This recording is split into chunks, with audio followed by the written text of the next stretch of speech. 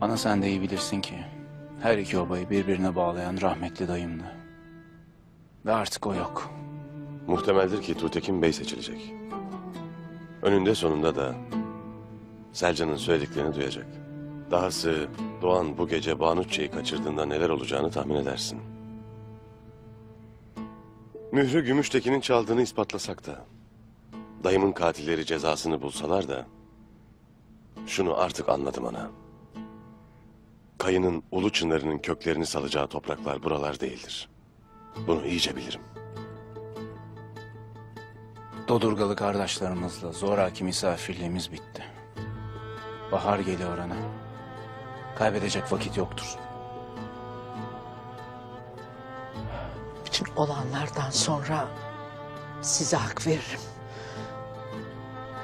Lakin nereye gideriz oğul? Allah için gaza edip obamızı büyüteceğimiz, güçlü kılacağımız, kimseye eyvallah demeyeceğimiz yerlere. O dediğin neresi oğul? Batıya gideceğiz ana. Devletimizin Bizans sınırına.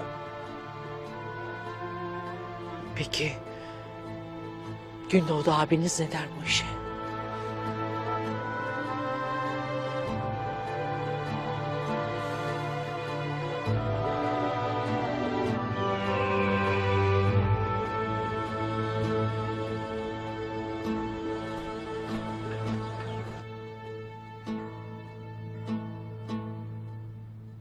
Korkut Bey'imizin ruhuna el Fatiha.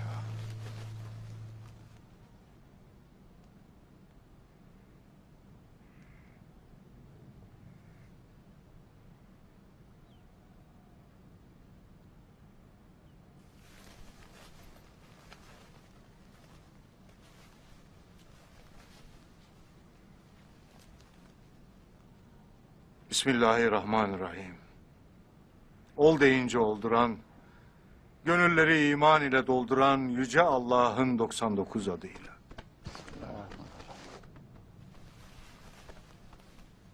Dodurga'nın kıymetli beyleri, beylik toyuna şeref verdiniz.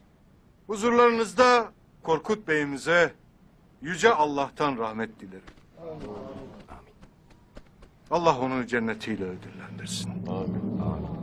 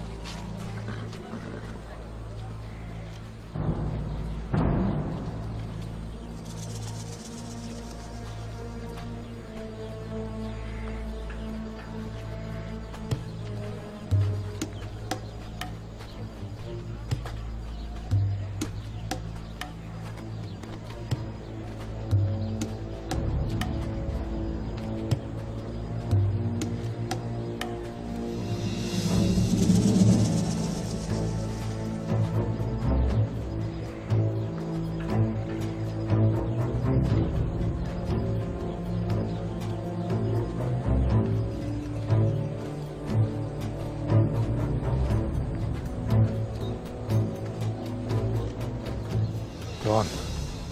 Turgut kardeş, ne işin var senin burada? Benim bizim söylediklerini unuttun mu? Kaçacağımız atları yalnızca ben götürecektim. Takip ediliriz Doğan. Belli etmeyesin. Gayrı atları sen götüremezsin. Kim götürecek o vakit? Abdurrahman. Belli ki Gümüştekin peşimize adam takmış.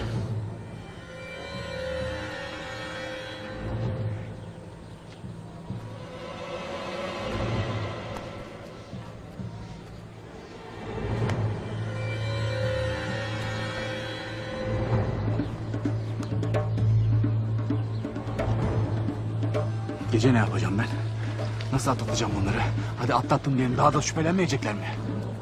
Bu işi nasıl kaçıracağım ben ha? Dur hele dur. Düşünüyorum.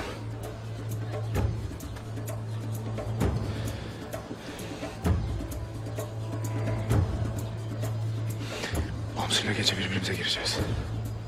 Fırsattan istifade çadırdan kaçacaksın. Lakin seni çadırda sanmalılar. Ondan sonrası senin maharetin kardeş.